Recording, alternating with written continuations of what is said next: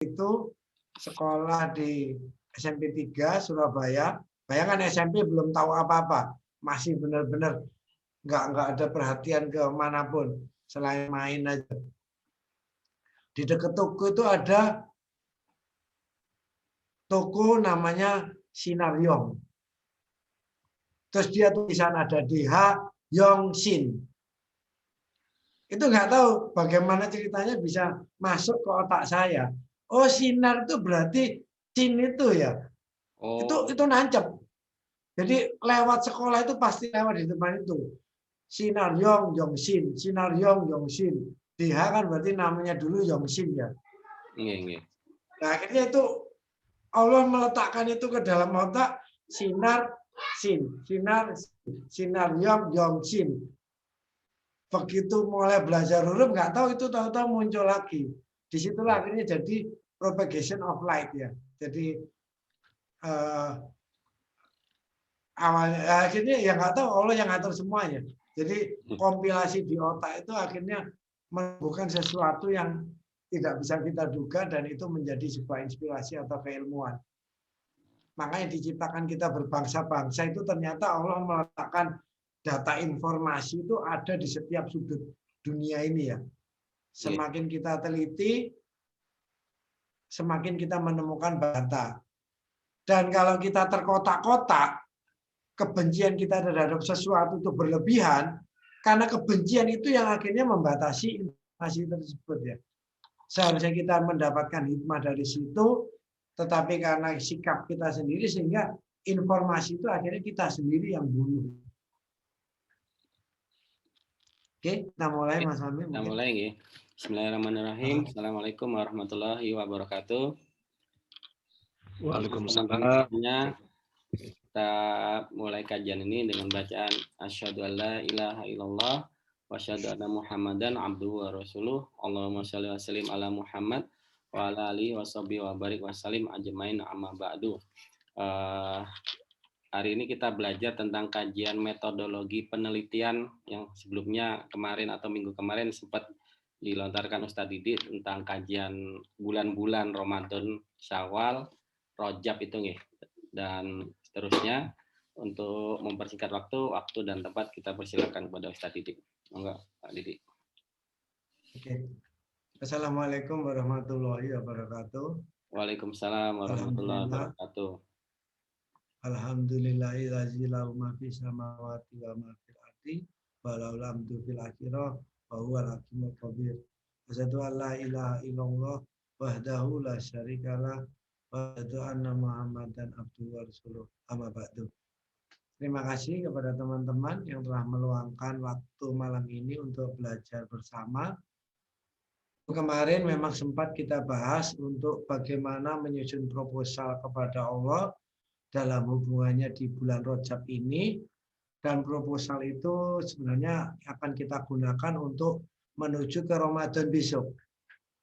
Jadi semakin bagus proposal yang kita susun, istilahnya, itu juga mencerminkan sebagus itu pula pola pikir kita. Jadi proposal yang kita susun itu bukan untuk Allah, tapi untuk mencerminkan sebagus apa pola pikir kita.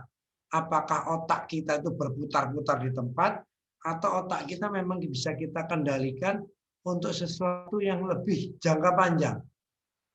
Tetapi saya baru ingat bahwa untuk menyusun proposal yang bagus, dibutuhkan pemahaman juga mengenai metodologi ilmiah.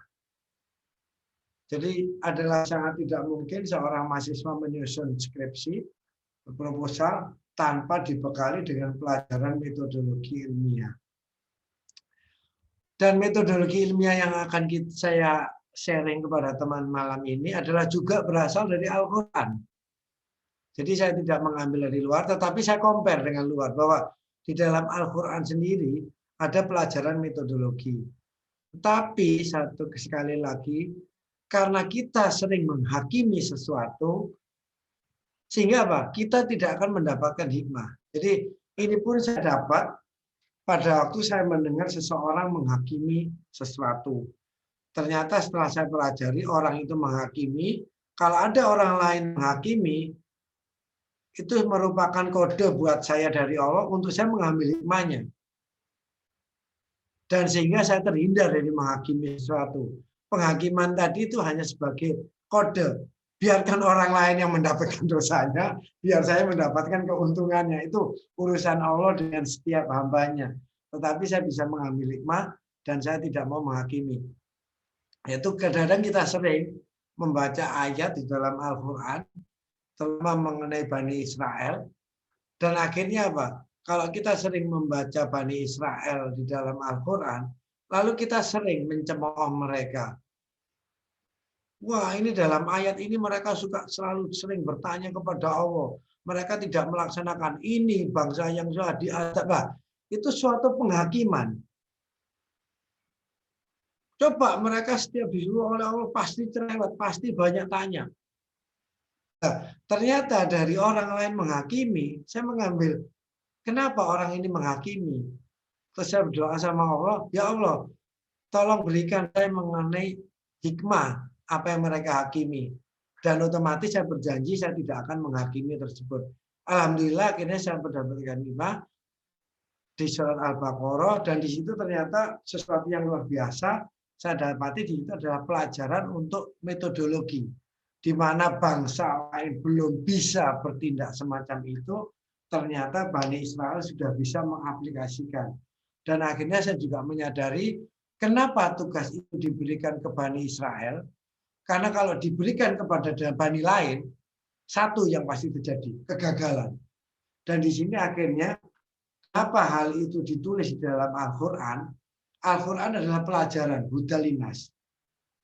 Berarti sesuatu yang ditulis di dalam Al-Quran itu untuk pelajaran, bukan untuk dicemooh.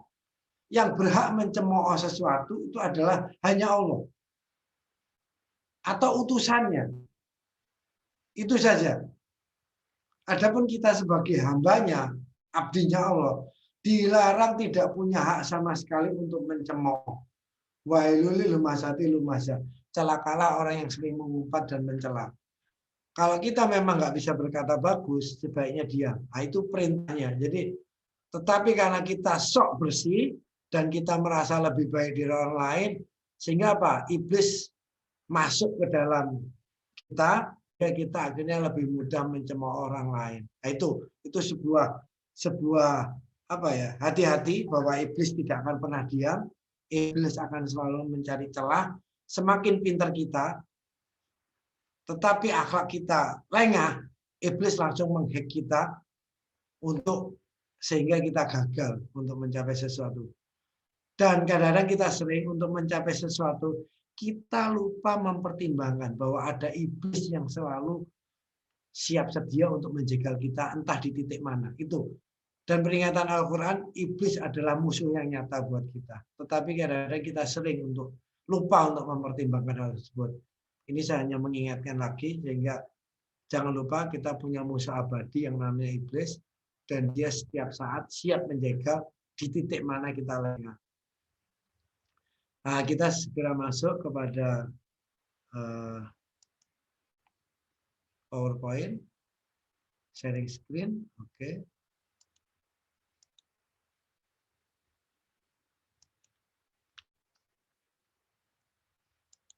Ini. Jadi kita akan mempelajari metodologi ilmiah di dalam Al-Quran, terutama di Al-Baqarah 67. Jadi ini juga sebagai dasar kenapa dinamakan Al-Baqarah. Satu sisi memang sebagai dinamakan sapi betina, karena di situ ada cerita ini, tetapi Al-Baqarah sendiri juga bisa bermakna bak sesuatu yang mendalam, khof adalah pencerminan, roh untuk penguasaan berbagai hal. Jadi di dalam surat ini ada sesuatu yang mendalam dan dia merupakan peran dianalogikan untuk berbagai hal kepentingan. Jadi di dalam ini adalah surat yang paling lengkap untuk segala sesuatunya, tetapi semuanya masih dikodekan atau semuanya disembunyikan oleh Allah, sehingga menunggu kita untuk membukanya. Begitu juga salah satu contohnya mengenai ini. Tapi saya abad 800 sampai 1200 Sebenarnya orang-orang Muslim sudah bisa mempelajari ini, tetapi mereka mungkin data-datanya terbakar pada waktu perpustakaan kita jatuh pada waktu perang salib. Ini saya ingatkan sekali lagi, ambil hikmah, jangan menghakimi. Salah, jangan suka menghakimi, jangan sibuk ngurusi ibadah orang lain. Itu salah satu contohnya. Jadi, sibuk ngurusi ibadah orang lain. Fadzakir inama anta mudzakir lasta alaihim bimusyrikin. Tugas kita ingatkan, tidak ada hak untuk kita mencampuri urusan orang lain. Jadi tidak ada paksaan dalam din. Jadi kalau kita urusi ibadah orang lain, percayalah kita zong. Kita tidak akan mendapatkan apa-apa. Karena batasnya adalah anta mudzakir. Kita hanya bertugas untuk memperingatkan. Juga dalam bulan Februari ini, saya cukup bahagia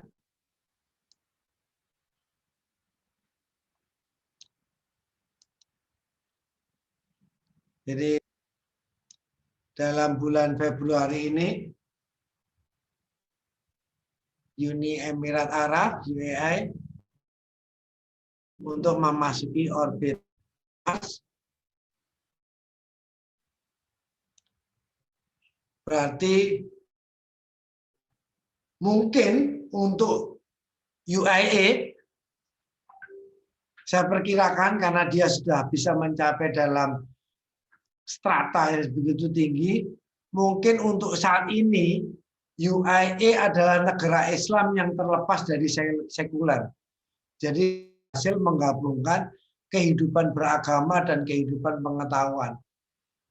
Dan kita juga pahami di UAE bagaimana mereka dengan semua negara, tidak pernah ada konflik keagamaan, dan akhirnya Allah juga menganugerahkan untuk saat ini di mana negara yang sejahtera, selamat, Islam, jadi masyarakatnya makmur, dan kita juga akhirnya tahu mencapai keilmuan yang sangat tinggi, dia membangun sebuah pusat sains di Abu Dhabi, di Kubah Putih, jadi dan UAE udah nggak pernah ngurusi peribadatan orang lain, dia nggak pernah ngurusi ibadah orang lain, mau jadi iblis, mau jadi setan, mau jadi malaikat, diserahkan ke pribadi masing-masing. Tetapi di UAE ada aturan-aturan,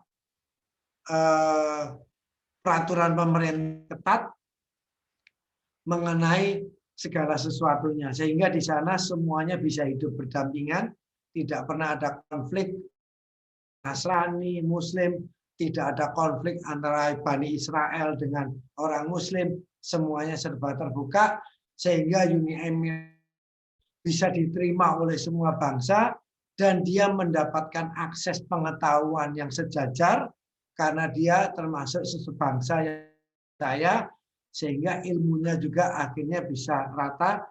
Dan bulan Februari ini, di mana 3 negara, Cina dan UAE, satelitnya telah memasuki orbit Mars secara bersamaan.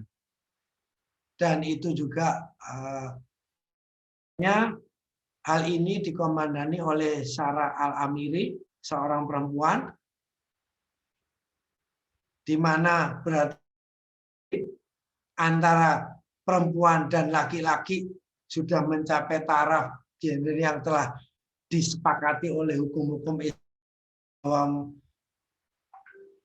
Wanita dan laki-laki adalah sejajar, tetapi mereka punya tugas masing-masing.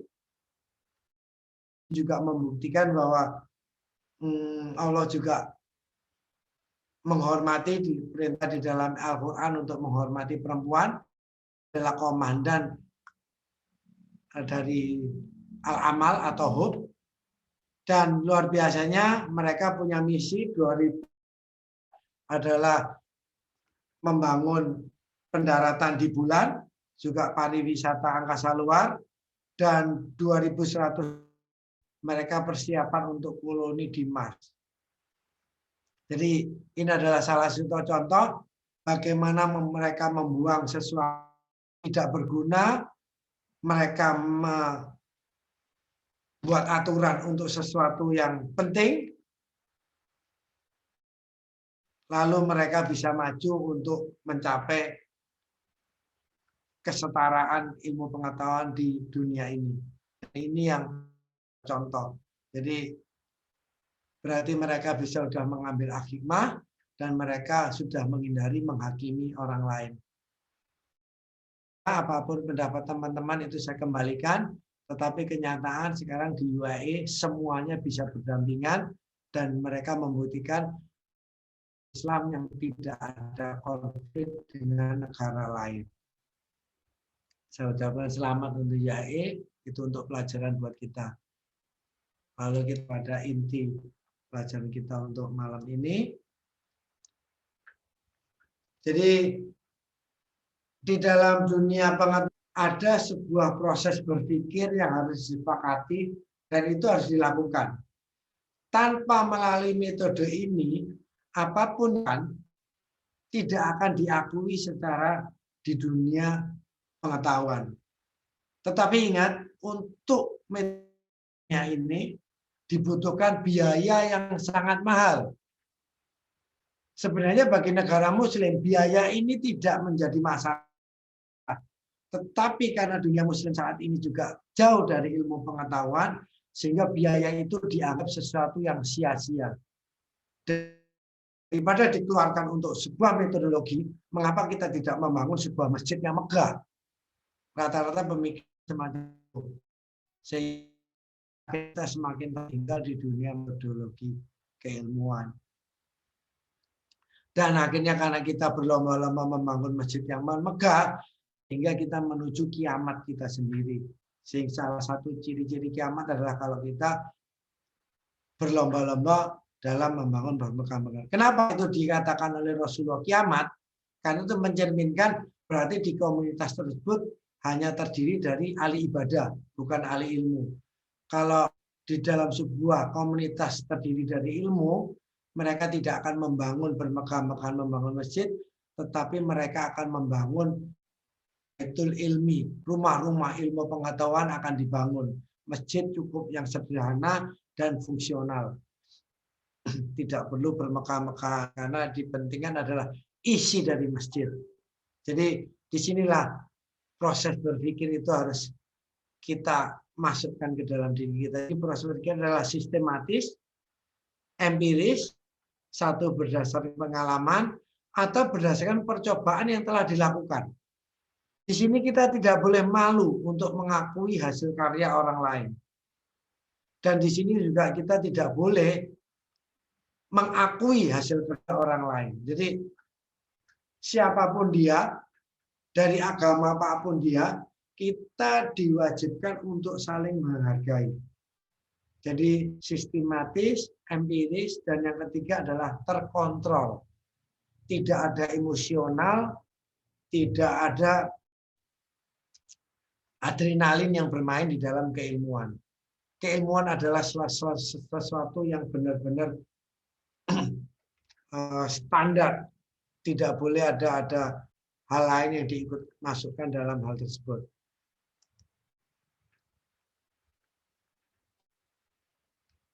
Jadi metode ilmiah ada proses ilmiah adalah merupakan proses keilmuan untuk memperoleh pengetahuan secara sistematis dan bukti-bukti secara fisik.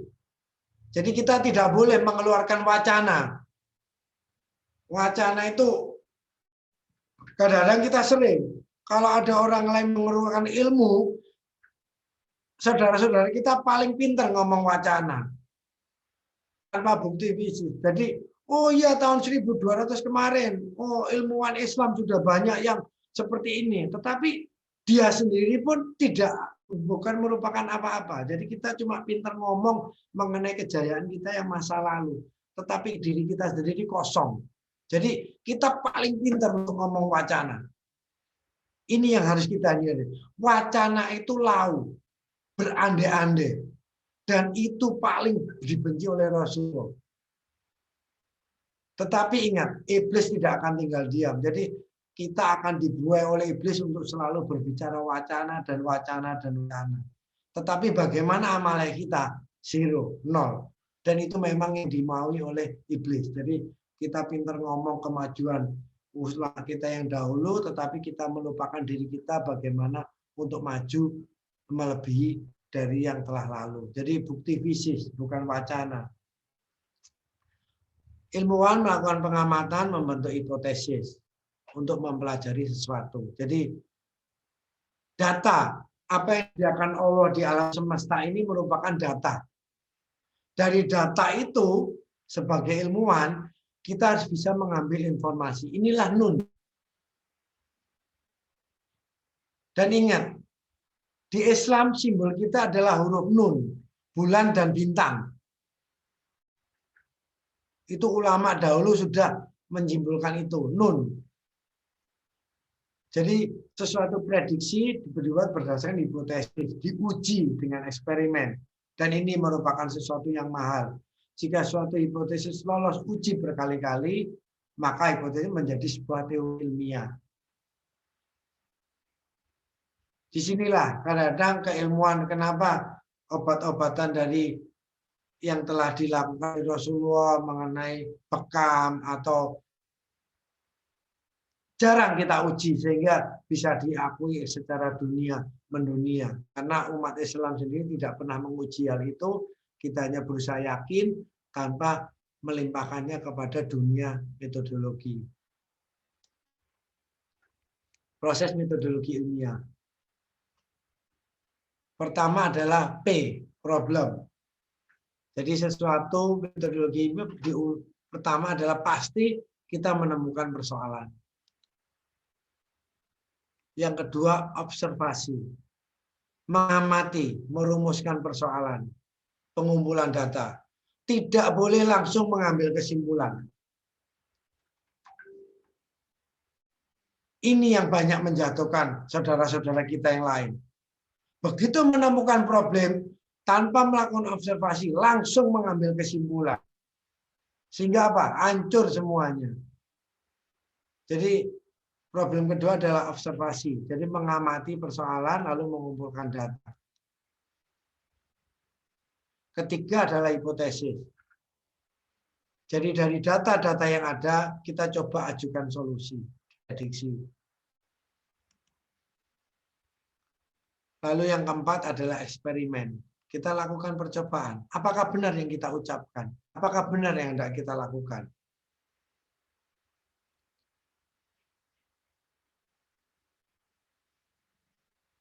Ucapannya sederhana misalkan, sering saya mendengar, bagaimana kamu bisa kaya? Orang sholat aja kamu sering terlambat. Itu adalah konklusi yang langsung tanpa percobaan, hanya karena emosional keagamaan. Padahal takmir, sholatnya nggak pernah terlambat, tapi juga kondisi ekonominya tetap aja seperti itu. Dan orang Barat yang nggak pernah sholat, ternyata lebih kaya daripada kita. Inilah ucapan-ucapan yang langsung ke kesimpulan tanpa observasi.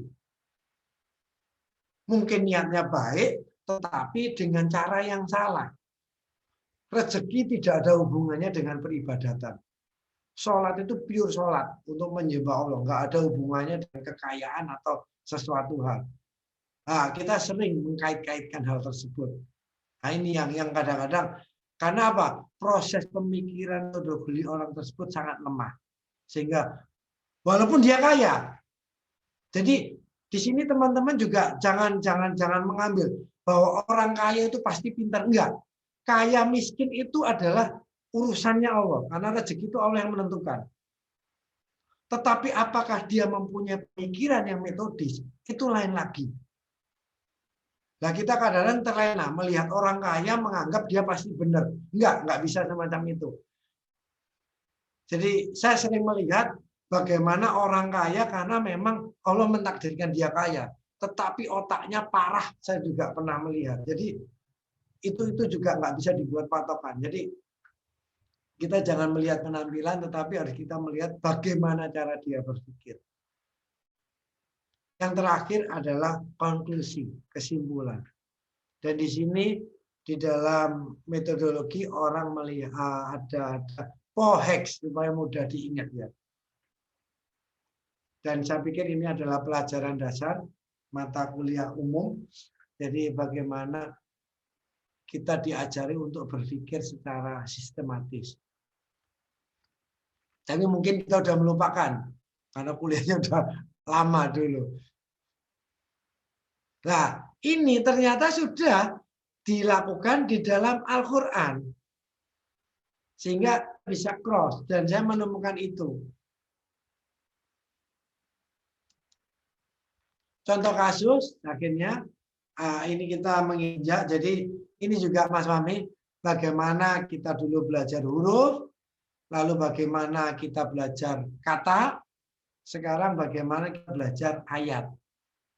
Jadi kita menginjak ke kasus Al-Baqarah 67 sampai 73 mengenai Bani Israel.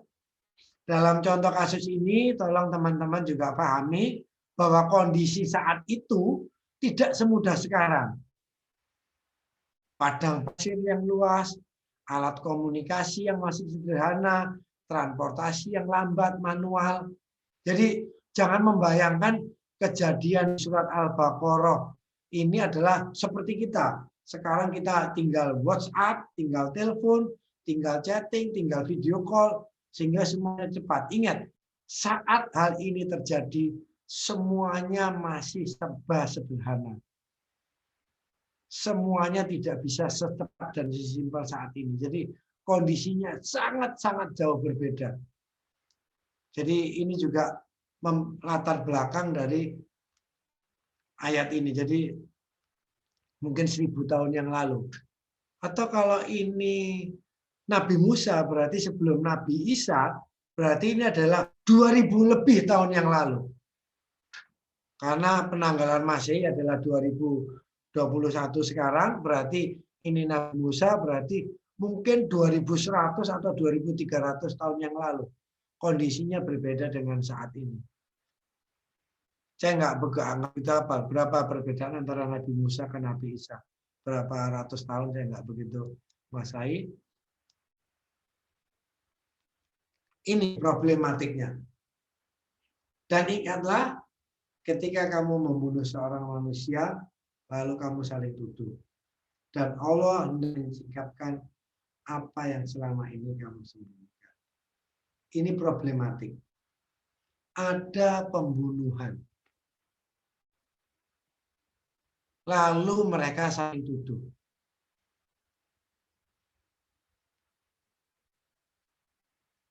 Jadi P, problem.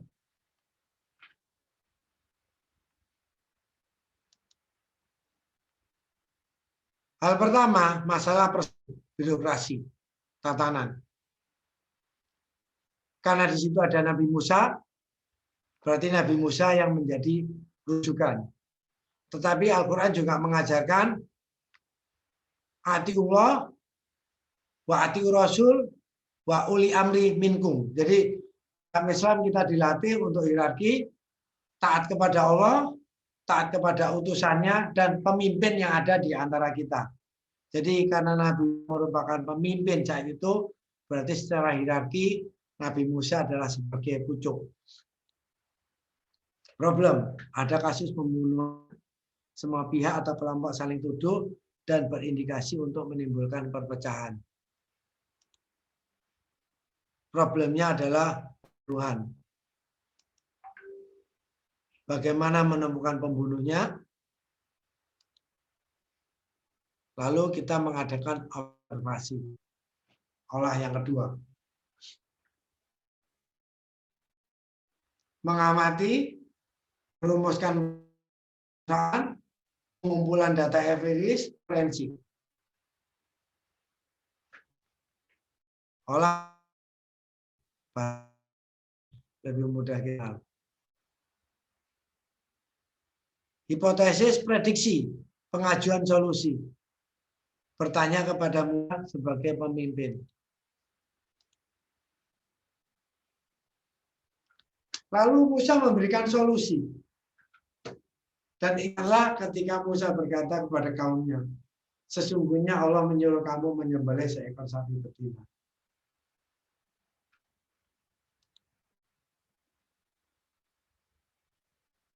Eksperimen, sapi disembelih, ternyata tidak terjadi apa-apa. Saling ejek antar kelompok.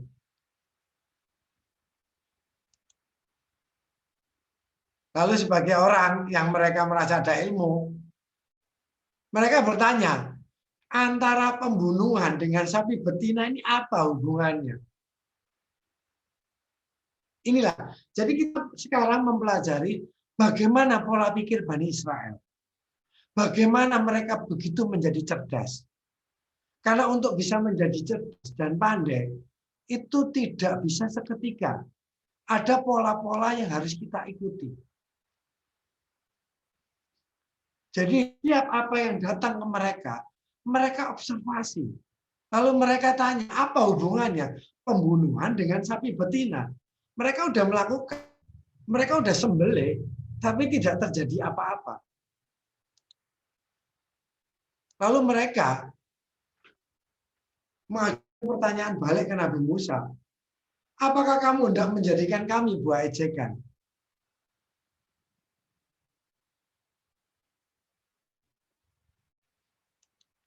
Musa pun menjawab, aku berlindung kepada Allah agar tidak menjadi salah seorang dari orang-orang yang jahil. Jadi Allah meyakinkan mereka bahwa ada korelasi antara sapi betina dan pembunuhan untuk memecah polusi. Jadi Nabi Musa juga sudah mengucapkan ke kaumnya, aku tidak menjadi orang jahil, orang yang keterlaluan. Setelah mereka sama-sama sepakat bahwa ini adalah bukan sesuatu yang berarti mereka percaya bahwa Allah memang hendak menyingkap hal ini. Setelah ini, mulailah tahap kedua dimulai. Problem. Sapi menyembelih sapi. Ini adalah problem. Sapi yang bagaimana? Karena banyak sapi. Ada jantan, ada betina. Ada tua, ada muda. Ada putih, coklat, kuning. Lalu ada sapi pekerja. Ada sapi perahan. Atau sapi yang dibuat untuk kesayangan. Mereka menemukan problem. Lalu mereka menyusun Jim, bagaimana persoalan ini bisa selesaikan step by step. Kafat. Bertahap.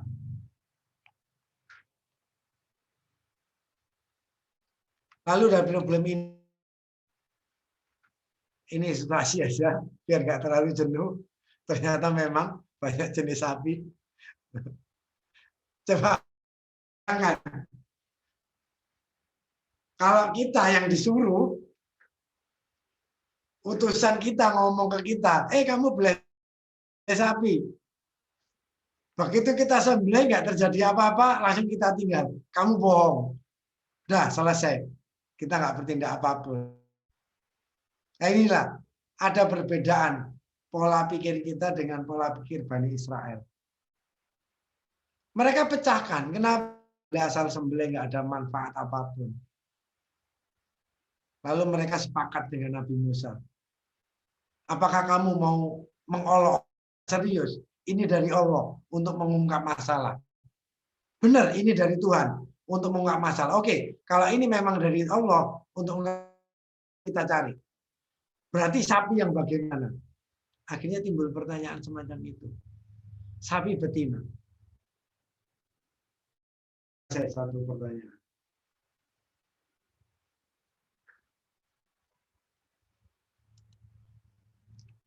Mereka kumpul.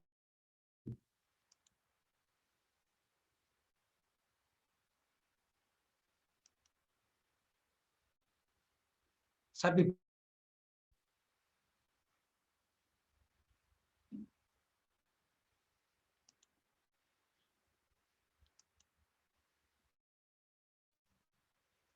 Ini ada di ayat Al-Quran. Al-Baqarah 68. Jadi hakikatnya observasi mulai ditanyakan, data mulai dikumpulkan.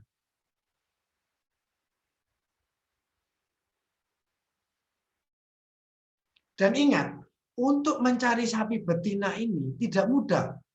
Karena sapi ini bisa berada dimanapun. Di tengah padang pasir. Dan mereka komunitas yang menyebar.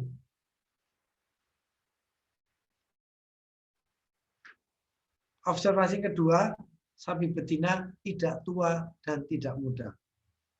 Mereka urut lagi. Bani Israel mempunyai database. Berapa warganya yang punya sapi? Berapa betina? Dan sekarang mereka harus mencari tidak tua dan tidak muda. Bukan hal yang mudah. Mereka harus mendata dulu. Dan bagaimana mendata di tengah padang pasir yang luas, yang lebar, dan mereka harus jalan kaki atau cuma naik onta. Setelah observasi kedua,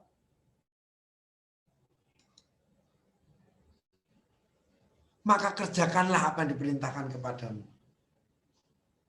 Berarti sekarang data sapi betina yang umurnya pertengahan. Sanggup nggak kita melakukan hal ini? Bani Israel pada waktu itu sanggup. Di tengah keterbatasan kondisi yang ada.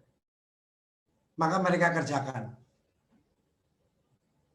Mencari sapi betina yang tidak tua dan tidak muda. Untuk waktu berapa lama?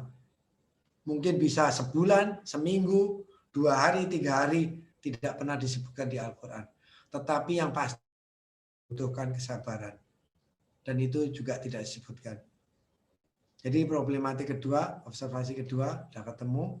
Sapi betina muda, tidak tua. Setelah terkumpul sapi betina yang pertengahan, mereka menemukan lagi. Ternyata banyak warna.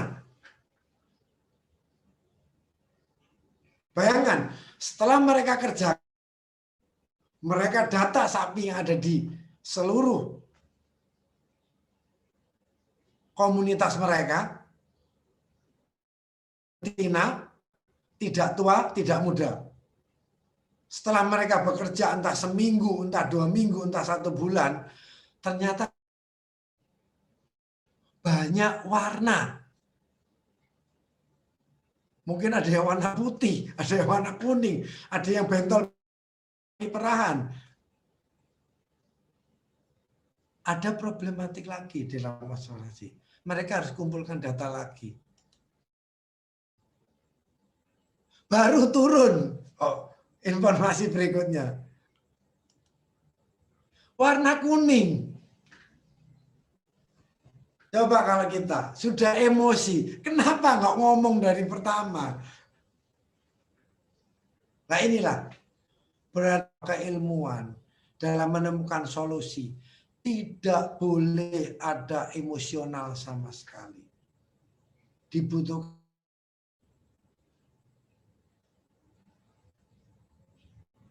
Lalu mereka menyebar lagi untuk meneliti data. Nggak untuk mencari sapi yang kuning.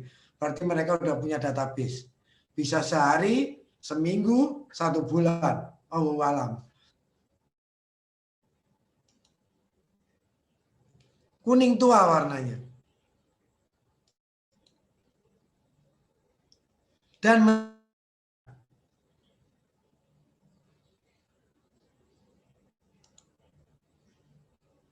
bagaimana menerangkan orang lapangan untuk mencari, oke lah kalau warna kuning iya.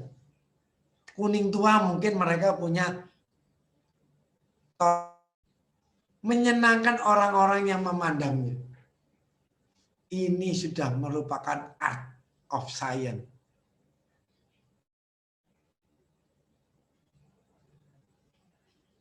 Jadi di sini akhirnya kita tahu bagaimana mereka mengumpulkan data, bagaimana Allah menjawab data yang mereka butuhkan sesuai dengan hierarkinya. Berarti di sini apa? Allah ingin mendidik manusia bagaimana cara mengumpulkan data step by step dengan kesabaran. Berarti ketemu lagi sapi betina, tidak muda, tidak tua, pertengahan, warna kuning. Dan kuning yang menyenangkan.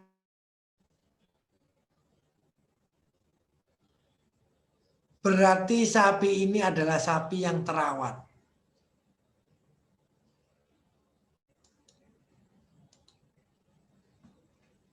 Ternyata ada problematik lagi.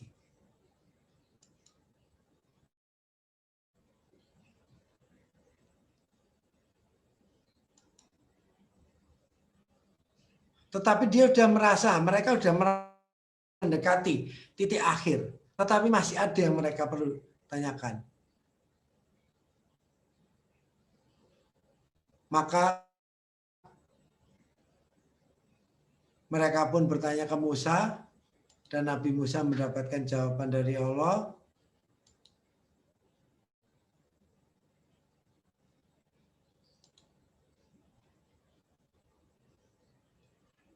Dari database yang mereka terima, mereka cari lagi. Ternyata sapi yang menyenangkan itu banyak juga yang berwarna kuning. Atau sapi yang berwarna kuning banyak juga yang menyenangkan. Lebih dari satu, berarti banyak. Lalu mereka memilah lagi. Sapi kuning yang menyenangkan warnanya dengan warna kuning tua. Ternyata banyak. Lalu harus bagaimana untuk lebih spesifik lagi? Ternyata Allah menurunkan lagi data, belum pernah dipakai untuk bajak tanah, dan tidak pula untuk mengairi tanaman. Bayangkan, berapa kali mereka harus balik di dalam komunitas mereka yang cukup luas, dengan situasi yang sangat sederhana, mereka harus bisa melaksanakan perintahnya Allah. Tidak bercacat, tidak ada belangnya. Mulus.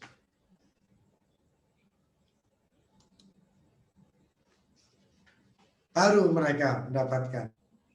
Mereka berkata, sekarang barulah kamu menerangkan hakikat sapi betina yang sebenarnya. Kemudian mereka menyembelihnya. Hampir saja mereka tidak melaksanakan perintah itu. Kenapa? Karena sulitnya mengikuti metodologi ilmiah.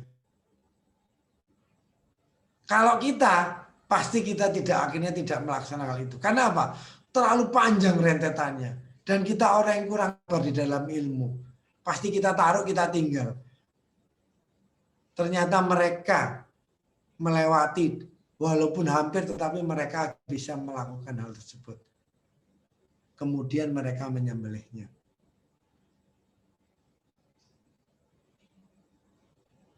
Setelah disembelih, apakah persoalan selesai? Tidak. Lalu apa yang harus dilakukan setelah sapi disembelih? Ini merupakan alur berikutnya. Kita memasuki tahap. Setelah sapi disembelih, what's next? Lalu apa berikutnya? Lalu Allah menurut, pukullah mayat itu dengan sebagian anggota sapi.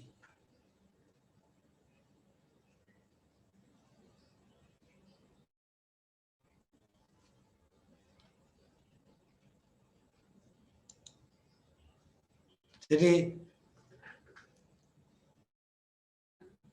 Allah menghidupkan orang tersebut, lalu orang itu mengatakan siapa yang membunuh dia.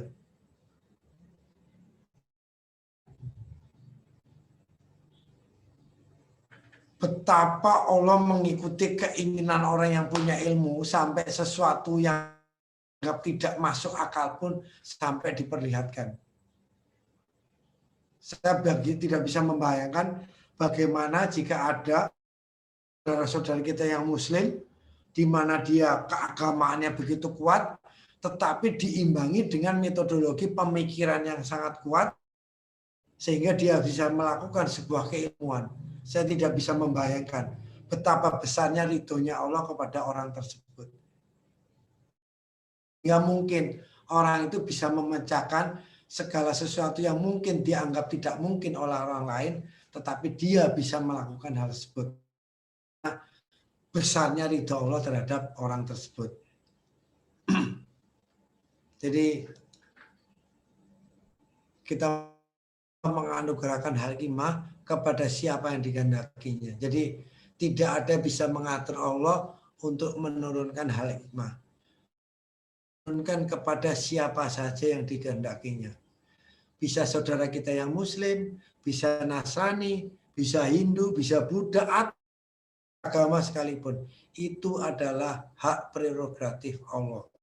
Siapa yang bisa memenuhi prosedur Allah, dialah yang bisa mendapatkan. Allah Maha Adil. Dan barang siapa yang dikasih hikmah, maka dia benar-benar telah dikarunia. Dan hanya orang berakallah yang dapat mengambil pelajaran. Ternyata al-hikmah itu bisa diambil oleh orang yang akal. Jadi berbahagialah orang yang punya akal, berbahagialah orang yang punya ilmu, semakin pula dia dibukakan pintu ilmu pengetahuan oleh Allah. Selama dia mengikuti prosedur yang telah ditentukan. Dan ini juga mengikis kita, janganlah kita sombong karena kita telah menjadi Islam. Justru Islam kita harus semakin tawadu, semakin sederhana, dan semakin rendah hati. Karena dengan itulah Allah semakin sayang. Dan dengan hal itu kita menjadi semakin pandai dan kita bisa menjadi wakil Allah untuk di muka bumi ini. Hidayah. Wassalamualaikum warahmatullahi wabarakatuh. Waalaikumsalam warahmatullahi wabarakatuh. Amin. Makasih banyak Pak Didi, Ustaz Didi atas kajiannya terkait metodologi ilmiah, bagaimana kita melakukan sebuah metode ya pencarian sesuatu ya ilmu. Atau mungkin dari kata itu ada kata bayinah juga nih Pak Didi. Apakah itu termasuk juga metode ilmiah juga? Jadi bayan ya. Mubin, bayan. Nggih. Bayinah. Iya. Bak ke belakang. Ya segala sesuatu. Nun data informasi. Jadi sesuatu yang mubin itu adalah sesuatu yang bayan. Sesuatu dianggap bayan kalau kita telusuri ke belakang, data informasinya jelas. Disitulah menjadi baina, sesuatu yang tidak bisa diubah. Karena sejarah itu adalah sesuatu yang tidak bisa kita ubah. Kecuali kalau itu memang ada kesengajaan untuk dibelokkan atau ditutup-tutupi. Berarti yang bayan tadi termasuk di observasi ya, data empiris itu ya? Ya, jadi kita telusuri sejarah ke belakang. Mubin. Oke. Kita belajar hadis pun, sanad perawi itu juga mubin, bayan ya. Ini siapa, bagaimana mendapatkannya, dari mana, sehingga sampai tersambung kepada Rasulullah. Iya. Sehingga sampai akun, apakah dia pernah bohong, dia pernah ini. Walaupun dia benar 100%, tapi kalau ada seseorang yang pernah bohong, bayangkan, sampai dia di blacklist untuk agar kita lebih berhati-hati. Luar biasa sebenarnya bimbingan keilmuan di Islam ini. Sampai di hadis pun kita sebenarnya sudah diajari metodologi ya. Bagaimana sanad perawi itu sudah. Tetapi ingat, iblis tidak pernah tinggal diam. Jadi iblis tidak nganggur. Itu yang harus kita sadari. Oke, demikian kajian yang disampaikan Ustaz Didi terkait dengan metode ilmiah dari surat Al-Baqarah ayat 67 sampai 73 tadi. Kita langsung buka ke pertanyaan atau tanya jawab ya Pak Didi. Oke, teman-teman, monggo Pak Wawan, kemarin sempat ngobrol terkait bikin metodologi atau mengajukan proposal ya ibaratnya. Kita saling ngobrol tapi ya masih bingung juga. Terputus. Apa? Semua butuh waktu. Tahun ini paling enggak kita udah berproses untuk bagaimana kita membuat, ini hubungannya dengan cara berdoa ya. Jadi bagaimana dengan berdoa yang tidak tergesa-gesa kepada Allah.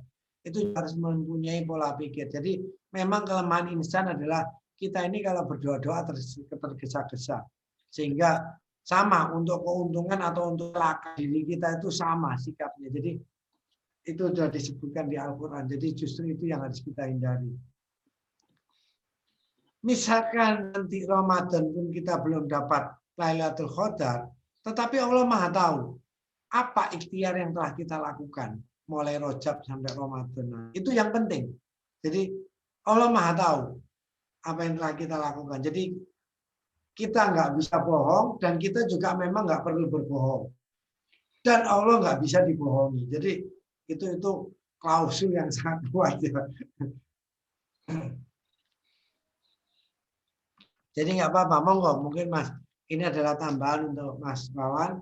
Bagaimana melatih pola pikir, kenapa kita meminta itu, bagaimana untuk mencapainya, itu adalah dengan pola pikir yang secara metodologis. Ya.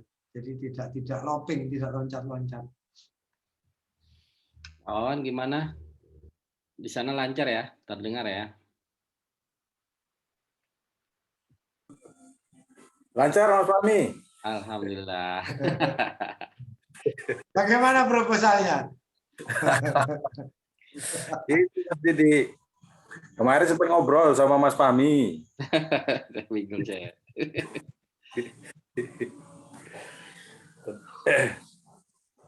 Ya, gimana monggo Pak Wawan? Langsung ke Pak Didi, jadi biar apa-apa. Jadi tahun ini kita belajar proposalnya dulu. Tahun ini kita belajar untuk bisa berbicara dengan Allah dengan lebih prosedural, lebih respect. Itu penting. Jadi bagaimana kita berbicara, belajar berhadapan dengan Allah dengan sesuatu yang lebih konkret, lebih hierarki ya, lebih menghormati Allah dengan sesuatu yang tidak asal ngomong. Itu sesuatu hal yang luar biasa. Jadi apapun hasilnya nanti di Ramadan, kita udah dapat poin. Jadi poin pertama bagaimana kita sudah belajar berbicara dengan Allah dengan sesuatu yang lebih tertata. Itu pahalanya udah luar biasa besar ya. Dari yang kemarin kita asal ngomong dengan Allah, sekarang kita udah berubah. Setiap kita mau bicara dengan Allah, kita tata dulu. Bahasanya bagaimana, kata-katanya bagaimana, terus apa yang kita minta, batasannya apa, sampai seberapa jauh, nanti bagaimana. Itu Allah Maha tahu. Dan itu nilainya sangat luar biasa.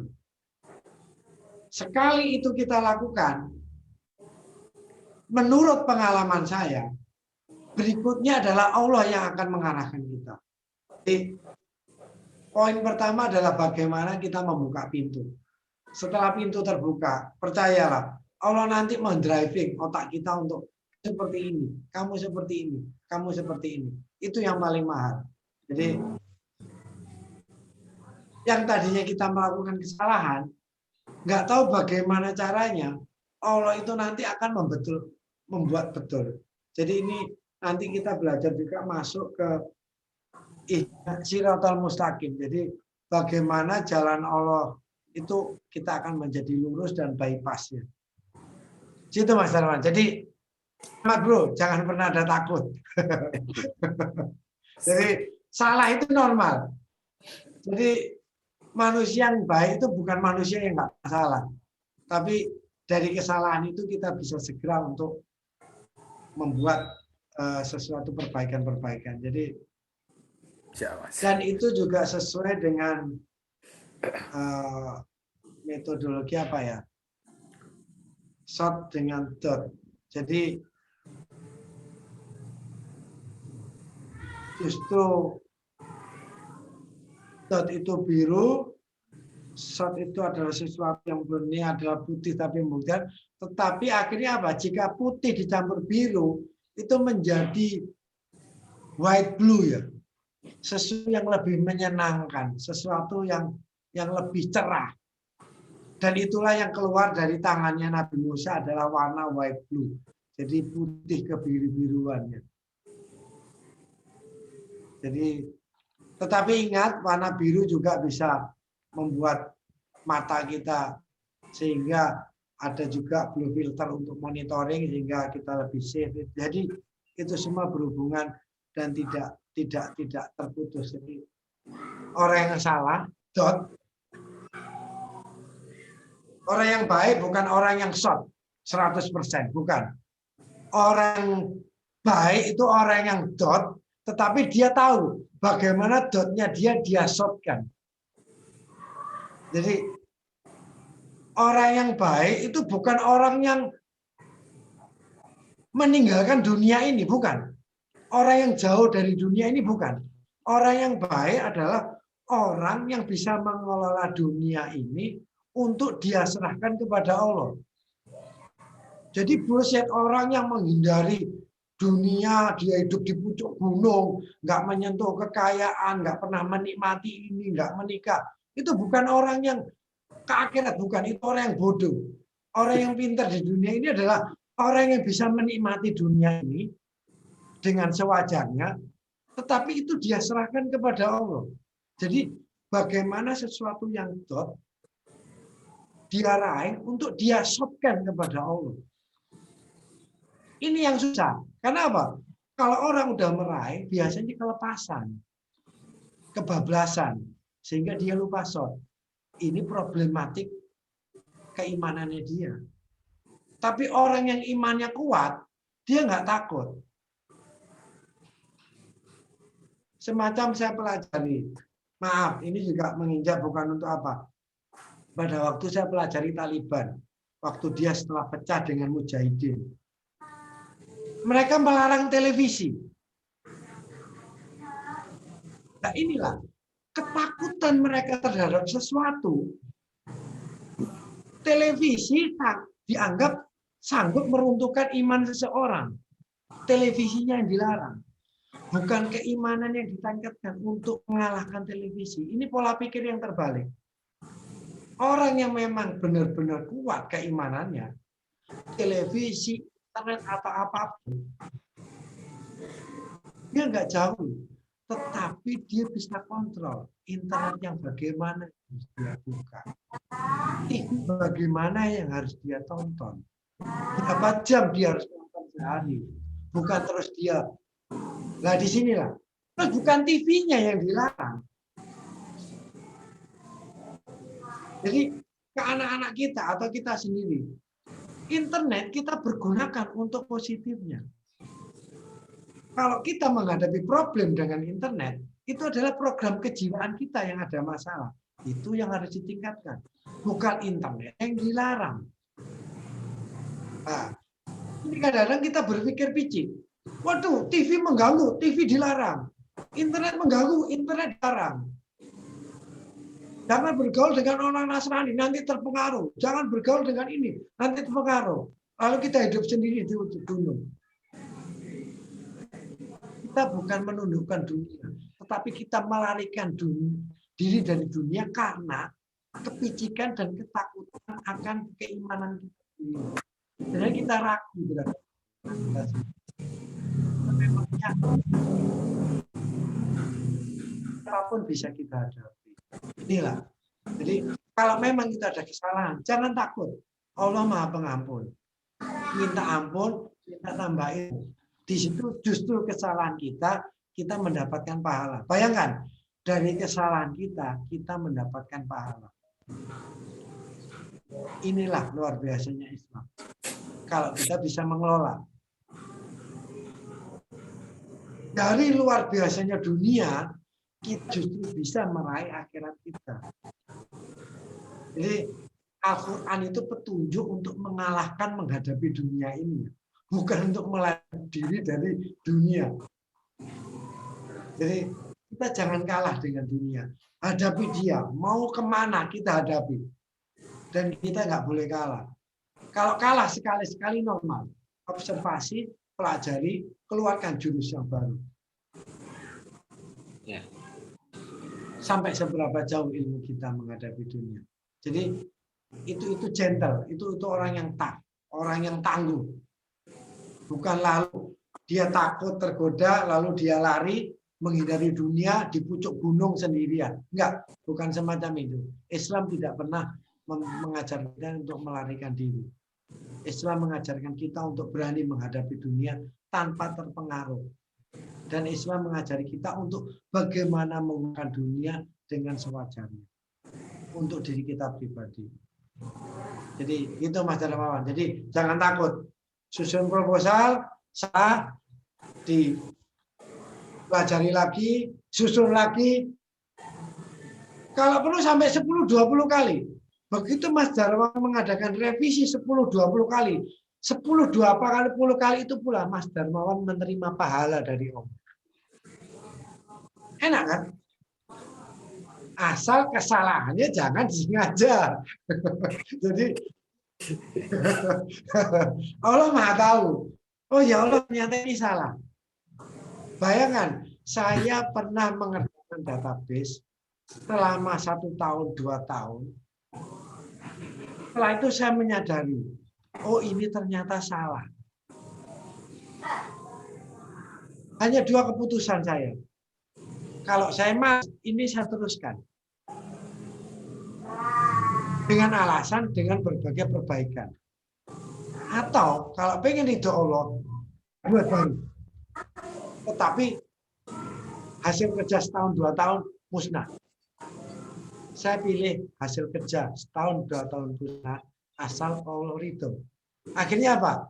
Saya percaya ternyata hasil kerja saya setahun 2 tahun walaupun salah, tetapi karena mencari ridho untuk Allah, pasti Allah membayar hal itu. Jadi ini positif. Allah itu Maha Pemurah. Nah, kita harus Mas Darmawan percayai Allah ini Maha Pemurah, pahala nggak pernah ada habisnya, sehingga kita tidak mudah berputus asa. Dan ingat, kalau kita udah di jalan ilmu, kalau kita salah, kita masih dapat 1. Kalau benar, kita dapat 2. Jadi seorang ilmuwan tidak akan pernah rugi. Kenapa Allah bertindak semacam itu? Agar orang tidak kapok dalam dunia ilmu. Kita salah, fatal, karena niatnya untuk cari ilmu, untuk Allah, masih dapat 1. Benar, dapat 2. Terus kenapa kita harus takut? Jadi ini semangat untuk Mas Darmawan atau teman-teman lainnya. Bagaimana kita berhadapan dengan Allah untuk masalah keilmuan, jangan pernah takut. Asal kita serius, saat kita masih dapat 1. Benar kita langsung dapat 22. Jadi monggo Mas Darmawan nanti itu disusun ulang, diskusi dengan teman, apakah ini. Jadi ada waktu yang banyak untuk kita belajar. Sehingga tahun depan kita lebih baik lagi, tahun depan. Sehingga kalau tahun ini salah, waktu habis, kita langsung berharap, ya Allah sampaikanlah aku kepada Ramadan atau tahun depan. Sampaikanlah aku kepada Rajab tahun depan. Untuk aku supaya menjadi lebih baik. Itu kan pengharapan yang luar biasa. Jadi bayangkan kita berdoa untuk ingin ketemu Ramadan tahun depan, hanya untuk meningkatkan ilmu kita dalam rangka menyenangkan Allah. Itu sesuatu yang luar biasa. Benar atau salah, ikhtiar kita sudah dihitung. Kita sudah dapat sesuatu yang luar biasa besar pahala dari Allah. Karena Allah Maha tahu bagaimana kita serius, bagaimana yang telah kita lakukan. Itu Mas Darmawan untuk nambah semangat kepada teman-teman yang lain. Hasil itu nomor 1000. Allah itu nggak butuh hasil. Allah itu hanya butuh ikhtiar kita. Oke. Jadi Kadang, Islam itu menghargai proses, bukan hasil. kadang Tapi hasil menyenangkan kalau kita tahu memang. Kenapa Mas Ami? apa itu namanya, kadang misal kita baca hadis gitu kan, apa itu namanya, tapi ternyata setelah saya kemarin nyari-nyari lihat-lihat apa itu namanya, video dari YouTube itu Pak Didi tentang penelitian orang-orang luar negeri, malah justru saya lihat loh ini kan memperkuat hadis yang ada gitu. Akhirnya penelitian malah yang dilakukan atau yang diteliti orang luar negeri malah yang ini apa itu namanya, memperkuat hadis-hadis yang ada gitu loh. Bukan malah penelitian dari, ya mungkin saudara kita ada juga. Jadi itu sebagai Masalahnya satu, ikhtiar yang dihargai Allah ini bukan kita kan. Mereka menemukan, Itulah. ya itu tadilah banyak sih kalau saya maksudnya lihat, oh ternyata kayak gini ya.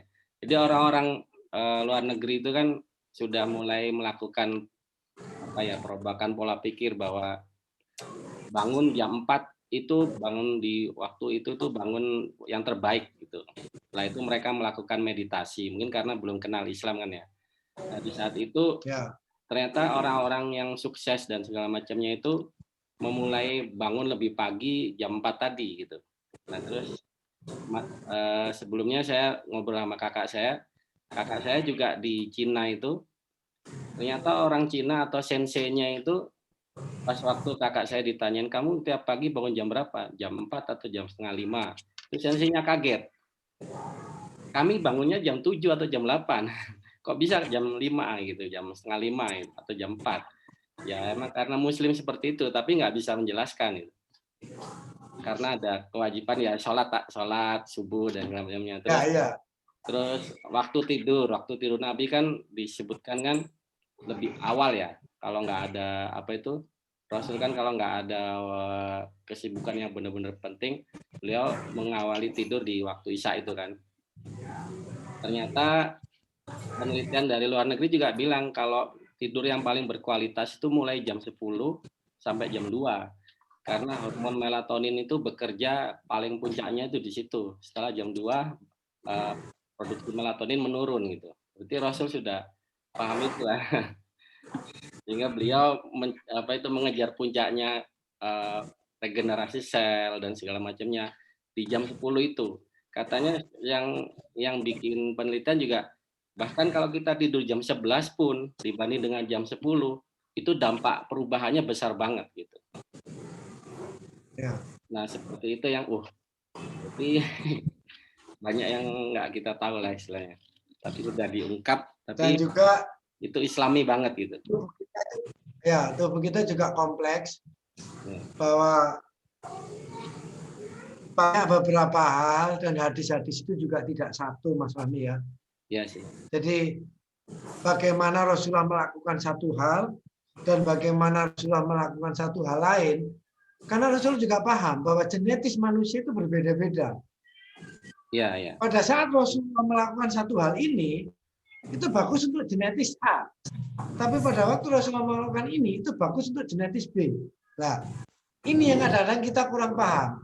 Sehingga begitu kita tahu yang A, kita hantamkan ke yang B. Nah, itu juga nggak bagus juga. Nah, di situ butuh kedewasaan. Ya, butuh kedewasaan. Misalkan banyak hal semacam itu. Untuk situasi tertentu Rasulullah melakukan ini. Tetapi pada suatu saat itu, kenapa Rasulullah melakukan hal ini? Nah, itu butuh dipelajari semua. Dari banyak sisi, dari banyak sudut yang berbeda. Sehingga dengan cara seperti wawasan kita juga semakin luas, sehingga kita bisa menggunakan hadis itu secara maksimum. Kalau dalam kondisi ini, kita gunakan hadis ini. Dalam kondisi ini, kita gunakan hadis ini. Tetapi ada pembatasan juga. Oh, nggak bisa. Kalau kamu ikut mazhab ini, kamu harus lakukan ini. Kamu nggak boleh melakukan hadis ini. Nah, itu juga sebuah problem lagi. Iya kan? Kadang-kadang kan kita juga ada yang kalau udah ikut mazhab ini, nggak boleh melakukan ini. Karena oleh mazhab lainnya. Mas Fahmi punya solusi hal itu. Misalkan yang hadis ini dilakukan oleh mazhab A. Ternyata ada hadis lain diadopsi oleh mazhab B. Yang A nggak boleh melakukan B. Padahal genetisnya dia adalah cocok dengan B. Nah, ini juga problematik. Bagaimana kadang-kadang kita mengkotak-kotak. Padahal penghubungan mazhab ini adalah untuk memudahkan pembelajaran. Bukan untuk mengkotak-kotak seseorang. Tapi saya berbicara ini pun juga ada ketakutan juga. Bagaimana? Saya bisa menimbulkan konflik terhadap saudara-saudara kita yang lain. Apalagi ada pertanyaan dari anak saya. Ayah ikut mazhab yang mana? Lalu kalau kita bertanya, Rasulullah ikut mazhab apa? Nah, disinilah. Sehingga dibutuhkan kedewasaan. Bagaimana untuk menghadapi memperlakukan sesuatu dalam Islam ini sungguh dalam, pelajarannya juga kompleks, tidak bisa kita pandang. Paralak Mas Fahmi ya. Kenapa kita harus pelajari paralak? Ya, dari sudut yang berbeda ternyata sesuatu yang sama. Mas Fahmi mungkin berbicara masalah subuh. Tetapi kenapa Rasulullah juga melarang kita sholat pada waktu terbit matahari atau tenggelamnya matahari? Itu juga problematik. Coba Mas Fahmi pelajari. Azan kita sekarang untuk duhur, itu pas matahari tegak lurus. Itu dilarang Rasulullah. Atau maghrib. Maghrib kita itu pas pada waktu matahari 90 derajat tegak lurus sejajar dengan kita. Itu juga dilarang. Karena di situ ada dua tanduk setan. Ada green flash. Apakah kita sudah mempelajari sampai hal itu? Lalu bagaimana efeknya terhadap pola pikir kita, kesehatan kita? Itu nggak kita sentuh. Akhirnya itu saya pelajari sendiri. Itu saya lakukan sendiri. Sehingga apa? Keuntungan itu akhirnya saya ambil sendiri. Kenapa nggak saya share? Saya takut menimbulkan konflik dengan saudara-saudara kita yang lain. Nah, ini juga sebuah problematik di dalam dunia kita. Akhirnya setelah saya pelajari bagaimana sholat di Masjidil Haram, ternyata maghrib mereka undur 15-20 menit dari waktu azan. Sehingga apa? Green flash selesai, mereka masuk, baru mereka maghrib. Atau pada waktu duhur. Masuk duhur memang pada waktu matahari tegak lurus. Tetapi mereka melaksanakan sholat duhur setelah matahari tergelincir. Nah, itu ternyata mereka melakukan hal itu. Tetapi apakah kita di Indonesia melakukan hal itu? Itu juga menjadi sebuah problematik tersendiri. Nah, di situ Mas Fahmi. Jadi dalam sebuah keilmuan, kita juga harus kadang-kadang berani bertindak, melakukan sesuatu yang di luar hukum masyarakat, tetapi tidak untuk menghakimi seseorang. Ini penting Mas Fahmi. Jadi istilahnya kita tidak butuh pengakuan orang lain. Dan di Islam juga sudah menegaskan tidak ada paksaan dalam din. Jadi kita tidak perlu memaksa juga orang lain untuk percaya dengan apa yang kita lakukan. Percaya ya monggo silakan lakukan, tidak percaya kita juga tidak ada masalah. Nah di situ, ini kepandaian kita dalam menelaah dalam sebuah ilmu. Kita cuma hanya butuh pengakuan dari Allah, tidak butuh pengakuan dari Allah. Di situ akhirnya kita tenang. Ilmu kita semakin tinggi, kita tidak stres. Kadang-kadang yang problematik adalah kita butuh pengakuan dari orang. Kalau orang lain tidak mengakui apa yang telah kita lakukan atau telah kita temukan, kita marah. Sehingga kita tambah stres. Itu juga problematik dari seorang ilmu. Orang yang mendapat ilmu. Makanya huruf ini pun Mas Fahmi, saya santai. Biar Allah yang meresapkannya. Saya mau terkenal, nggak terkenal, saya mau ini, nggak. Saya nggak mau ambil pusing. Saya bekerja, dari gaji saya riset, ilmu ini bisa berkembang, nanti saya simpan di komputer, ada orang mau monggo, orang mau monggo. Tetapi yang pasti, saya mendapatkan keuntungan dari hal itu. Adapun orang lain mau mengambil keuntungan atau tidak, itu juga terserah Allah. Apalagi ada handicap. Dari seorang 1000 ahli ibadah, 1 orang yang ditakdirkan Allah menjadi ahli ilmu. Berarti kita juga nggak boleh bernafsu di sini. Dari 1000 orang, saya menemukan 1 orang saja yang bisa. Itu sebuah anugerah yang luar biasa. Jadi disinilah sehingga kita apa? Kita terlepas dari emosional. Dan di situ akhirnya kita bisa kita tenang. Akhirnya kita menghindari konflik dengan orang lain. Nah di situ Mas Fahmi. Jadi konteks metodologi bagaimana kita bisa memanage emosional kita itu sangat penting. Makanya saya sangat takut sekali pada waktu Mas Fahmi emosional gara-gara hal politik itu. Saya pernah sangat takut terhadap hal itu. Kenapa? Sangat disayangkan kecerdasan Mas Fahmi, pola pikir aku itu bisa rusak gara-gara emosional semacam itu. Itu yang pernah saya takutkan. Sehingga apa yang saya lakukan? Saya cukup berdoa yang banyak. Selamatkan orang ini ya Allah. Selamatkan orang ini. Jadi kadang-kadang itu yang ada bisa kita lakukan. Dan doa itu bisa merubah takdir. Oke, apa lagi? Monggo teman-teman yang lain. Yusuf, monggo. Yusuf, Pak Toto, ada pertanyaan? Pak Toto tidak bisa komen. Peralatannya ada proposisi. Pak Adilah, Mas Adilah, Pak Adilah nih. Pak Adilah, Pak Ridhowi juga mungkin. Atau Mas Wawan, ada tambahan pertanyaan? Atau Mas Wawan sendiri? Pak Wawan kemarin risetnya gimana Pak Wawan pengennya? Kan pengen apa untuk Ramadan? Bisa diceritain tuh Pak. Judulnya dulu, judulnya apa? Judulnya. Assalamualaikum. Dengar Mas? Waalaikumsalam warahmatullahi wabarakatuh. Jadi gini, apa Mas Didik sama Mas Fahmi lah ini ya. Jadi di benak saya sekarang ini inginnya itu apa ya Mas? Manajemen satu apa ya semacam lembaga pengajian itu dalam rangka peningkatan produktivitas dari satu lembaga pengajian gitu Mas. Yang itu nanti coba dikorelasi dengan hadis-hadis Nabi dalam pengelolaan keumatan di masa baik Mekah maupun di Madinahnya gitu loh Mas. Kira-kira gitulah ya. Tergambar di pikiran saya gitu nih Mas sekarang ini. Ya boleh. Tapi memang benar. Saya komentar ini bukan dalam rangka untuk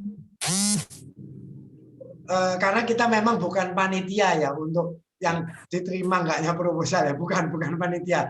Tetapi kalau saya boleh usul ke Mas Darmawan, kelihatannya skopnya Mas Darmawan terlalu luas. Yang simpel aja dulu, pemahaman organisasi. Bagaimana memanage sebuah organisasi, itu pemahaman. Dari situ nanti kita bisa memahami bagaimana memang leader. Jadi setelah memahami itu baru nanti diaplikasikan ke dunia kajian kita. Jadi goalnya itu jelas. Walaupun kita tidak harus menyangkutkan nama-nama Islam, pengajian atau tetek mengek atau apa, profil keilmuan kita itu clear. Oh, saya pengen pemahaman mengenai organisasi. Itu sesuatu yang lebih kecil. Soal nanti untuk organisasi pengajian kita, untuk organisasi ini, keagamaan atau apa, itu urusan nanti. Yang pasti pemahaman dulu bagaimana memahami sebuah organisasi. Lalu yang kedua, pemahaman bagaimana sebuah mimro, urusan, sebuah lingkaran penuh. Mulai awal sampai akhir. Itu butuh pemahaman tersendiri. Dari situ kita bisa mengelola bagaimana sebuah organisasi bisa mencari masukan, sumber dana, dan bisa menyalurkannya. Itu lain lagi urusannya. Jadi spesifik. Jangan pakai doa sabu jagat. Robbana atina dunya hasanah wa qina adzabannar. Itu memang bagus. Tetapi untuk Lailatul Qadar ini, mami gini, Mas Darmawan, juga harus level Mas Darmawan. Kalau Mas Darmawan masih merasa level SD, tolong sesuaikan pemahamannya dengan pemahaman SD dulu. Kalau Mas Darmawan pemahamannya udah mulai level SMP, pemahamannya coba disesuaikan dengan SMP dulu proposalnya. Jadi jangan sampai kita baru pemahaman SD, lalu proposal kita minta mengenai visi nuklir kepada Allah. Padahal itu pelajaran untuk S2, S3. Ini bukan apa-apa. Sehingga otak kita pun lebih mudah untuk mencerna apa yang nanti dibawa oleh database malaikat pada waktu. Bukannya malah otak kita pecah. Jadi paham ya Mas Darmawan. Jadi misalkan proposal kita masih level SD. Kita nggak usah malu untuk menilai diri kita. Misalkan level kita SD. Jauh lebih baik mengakui kelemahan kita terhadap diri sendiri, jujur, daripada kita melebihkan. Jadi misalkan kita SD. Lalu kita mengajukan proposal mengenai fusi nuklir. Yang harusnya S2, S3. Ternyata diijabah oleh Allah. Begitu Ramadan kita server masuk. Kita yang flash disk kita yang terbakar ya. Nah, hal semacam itu yang harus. Jadi bukannya Allah nggak mau, tetapi Allah minta kita bisa asumsikan sesuai dengan kapasitas. Nah, kita tinggal memohon kepada Allah, kita dipanjangkan umur kita, sehingga apa? Kita mintalah, misalkan seperti Rasulullah, 60 tahun. Oh, berarti kita masih... Nah, ini juga dalam rangka mencari pahala yang belum saatnya. Jadi kita cari kredit tampungan. Misalkan kita berpikir, umurnya Rasulullah 63. 60 lah kita ambil. Umur kita sekarang baru 30. Kita udah planning. Ya Allah, 30 tahun ke depan, tahun ini saya pengen seperti ini. 32, saya pengen seperti ini. Percaya Mas Darmawan. Walaupun itu belum kita lakukan, pahala sudah masuk ke rekening kita. Inamal biniat. Sehingga kalau kita mati pun umur 40, seluruh apa yang kita pikirkan sampai 60 tahun, itu sudah dihitung oleh Allah. Nah, kenapa kita harus takut semacam itu? Sehingga apa? Step kita jelas. Oke ya Allah, sampai umur 35 saya mau belajar untuk menghabiskan level SD. Sampai 5 tahun berikutnya Allah saya akan meraih ke level SMP. 5 tahun berikutnya level SMA.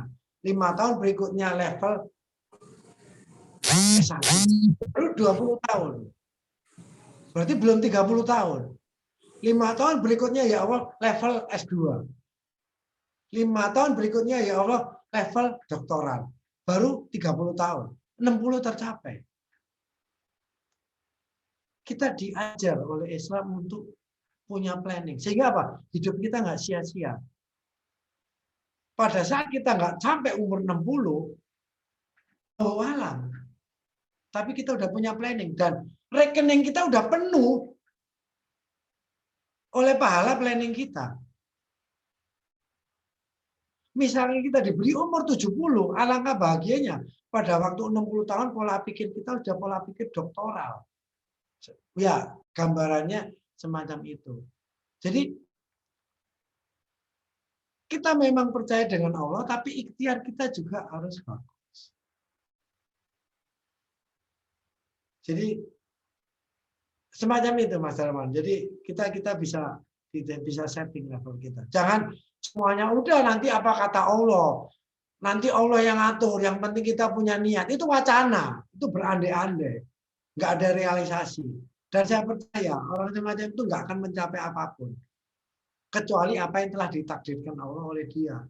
Tapi tanpa ada ikhtiar yang maksimum. Nah, ini coba kita hindari pola-pola semacam itu. lau-lau semacam ini mulai kita habisi dari diri kita. Wacana-wacana yang hanya omong itu mulai kita kikis. Jadi kita akhirnya mendapatkan sesuatu yang real di diri kita. Jadi kita bukan mengomongkan orang lain, tetapi kita meningkatkan diri kita. Misalkan semacam ini, kita punya kelompok, punya pertemanan. Lalu teman kita tuh tahu-tahu menjabat sebagai di MPR. Terus kita ngomong aja sama dia. Nggak ada manfaat. Kita omongkan seseorang yang teman kita, wah teman kita sekarang ada di MPR. Teman kita udah sukses. Teman kita gini. Kita zone, kita nol. Mendingan kita ngomong bagaimana kita bisa mencapai seperti teman kita. Itu lebih manfaat. Jadi jangan berjalan. Momen-momen rojab inilah. Kita harus tanam niat ke Allah secara sistematis. Ya kita nggak berlebihan. Sampai 60 tahun seperti umurnya Rasulullah. Sehingga kita nanti akhirnya apa? Selama 30 tahun ke depan. Pada saat kita menghadapi rojab. Pada saat kita sudah punya program yang tertata. Bayangkan. Kita sudah punya planning 30 tahun ke depan. Malaikat bingung begitu nggak itu. Tapi Allah Maha Pemurah. Itu Mas. Jadi jangan takut untuk memplanning. Tetapi ingat, tapi saya percaya begitu Mas Darmawan sudah mulai membuka komunikasi dengan Allah, nanti Allah yang membimbing Mas Darmawan. Jadi Mas Darmawan akan menjadi lebih bagus dan lebih bagus lagi. Itu udah rezeki Allah punya rencana kepada tiap makhluknya. Jadi di sini kita hanya membahas untuk bagaimana membuka titik awal itu aja. Gitu Mas Darmawan. Jadi jangan takut, revisi proposal sampai 1000 kali, selama 1000 kali itu pun Mas Darmawan dapat pahala dari Allah. Karena mau revisi itu berarti udah mau ikhtiar. Daripada tidak pernah membuat proposal sama sekali. Berarti nggak pernah mendapat apapun. Jadi real, aktual. Jadi sesuatu yang aktual yang harus kita lakukan. Jangan wacana. Sekali lagi jangan wacana. Ya, wacana. Itu saya masukkan ke laut itu. Berandai-andai. Coba kita seperti saudara kita yang tahun 800, tahun 1200 yang lalu. Kita bisa menguasai dunia. Kita bisa gini. Apalagi sebentar lagi Isra Mi'raj. Oh Rasulullah udah Isra Mi'raj. Nabi kita udah. Itu wacana. Tapi alhamdulillah UAE sudah sampai Mars. Jadi sudah ada yang mewakili dari saudara kita yang Muslim untuk bisa udah sampai sana. Jadi walaupun saya belum bisa apa, tapi cukup bangga. Tapi itu pun juga nggak bagus karena kita juga harus memacu bisa seperti mereka ya. Monggo Mas Rami, lainnya atau cukup? Teman-teman gimana? Atau malah pening teman-teman? Apakah perlu nanti tiap progres itu dibahas gitu nggak Pak Didi? Atau gimana tuh ya? Kenapa Mas Rami? Jadi tiap progres misal kayak Pak Awan tadi, dikecilin aja skupnya dulu, terus setelah dapat itu perlu konsultasi juga atau apa itu namanya, misal konsultasi kayak gini bagusnya di forum ini atau privat aja gitu Pak Didi? Nggak apa-apa. Mungkin selama 3 bulan ke depan ini, jadi selama Rojab, Sya'ban, Ramadan, mungkin sebelum pengajian kita bisa, sebenarnya bukan konsultasi sih, kita sharing. Dan ingat, kita bukan panitia pelolosan proposal. Jadi ingat, kita bukan panitia. Jadi kita tidak punya hak untuk menilai proposalnya orang itu ini diterima Allah atau tidak. Bukan semacam itu. Kita jauh dari itu. Kita minimal tidak belajar punya. Bareng ya. Ya, kita cuma semacam belajar. Kayak tadi, ya mungkin proposal Mas Darmawan menurut saya mungkin terlalu luas. Bisa diskopkan lebih, sehingga lebih mudah untuk nanti. Atau bagaimana? Itu nanti kan kita bisa punya pengalaman masing-masing. Oke, siap. Tetapi itu tidak ada maksud sama sekali untuk kita sebagai enggak ada. Kita bukan panitia proposal. Jadi kita itu yang perlu dipahami. Jadi enggak apa-apa. Mungkin sebelum pengajian, Pak Didi, kalau untuk judul semacam ini bagaimana? Mas Fahmi lalu mutusi, oh ini nanti gini, itu mungkin bagus. Sehingga kita saling ajar ya, saling belajar ya. Oke. Dan saya mungkin bisa nimpali sedikit atau mungkin nanti ada teman. Nggak apa-apa Mas Fahmi. Selama 3 bulan. Nanti 3 bulan depan lagi. Tahun depan lagi mau masuk Rojab kita semacam itu lagi. Insya Allah semakin lama semakin bagus. Oke, siap. Momen 3 bulan ini.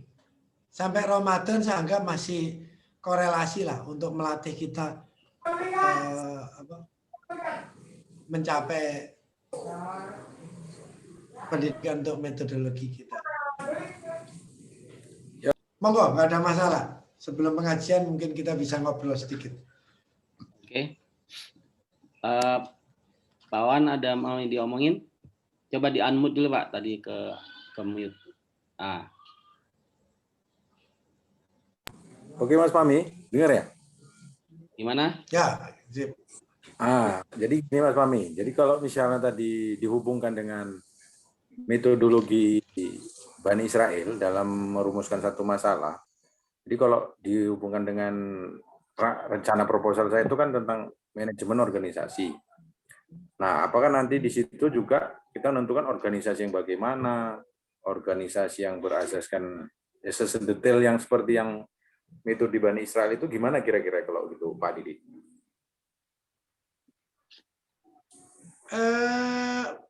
Enggak apa-apa. Jadi setiap organisasi mewakili tujuan-tujuan tersendiri. Kalau memang mampu di situ. Jadi hidup itu jelas ya kita mau kemana ya. Karena prinsip organisasi adalah untuk membantu mempercepat sebuah proses. Daripada itu dikerjakan secara sendiri. Jadi ingat, fungsi organisasi adalah bagaimana sesuatu bisa dikerjakan secara jemaah. Itu fungsi organisasi. Sehingga pada waktu fungsi itu sudah tercapai, organisasi bisa dibubarkan.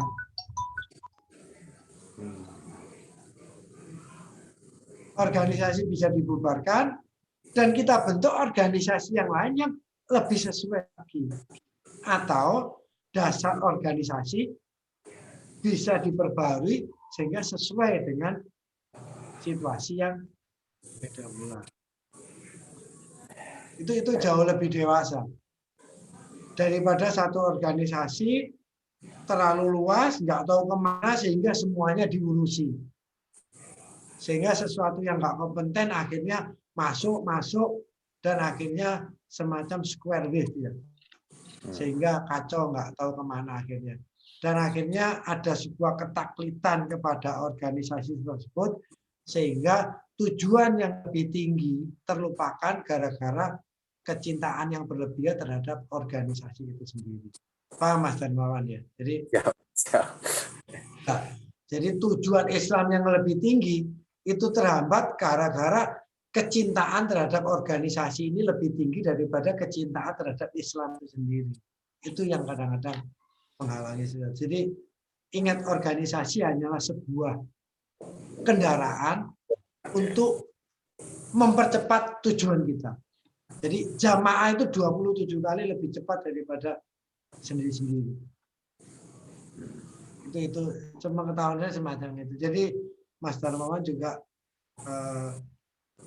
pencapaiannya scope by scope, sehingga nanti kalau sistem modul Mas Darmawan ya, sesuatu yang kecil akhirnya bisa dirangkai menjadi sesuatu yang modul yang lebih besar. Sehingga kalau ada kerusakan dari salah satu ini, kita tinggal changeable dan ini malah lebih produktif.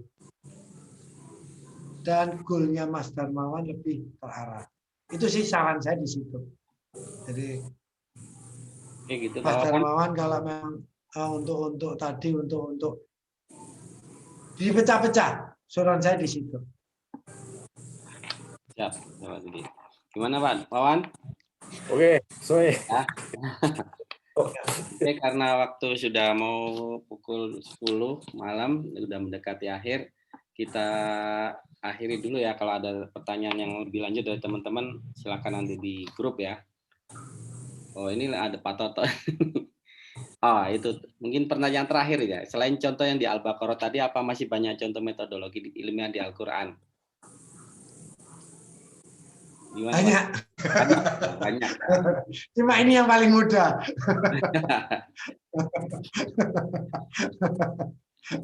Contohnya banyak. Ini yang paling mudah.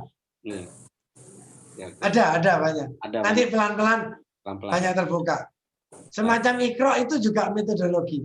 Boy, Tapi untuk jabat. Ya.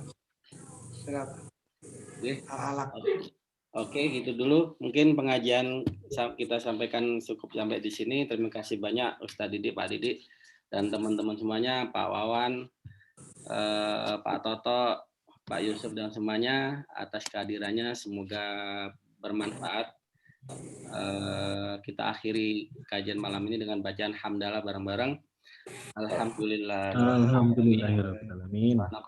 Wa bihamdika asyhadu an la ilaha illa anta astaghfiruka wa atubu ilaik. Assalamualaikum warahmatullahi wabarakatuh. Waalaikumsalam warahmatullahi wabarakatuh. Terima kasih banyak Pak Didi. Oke.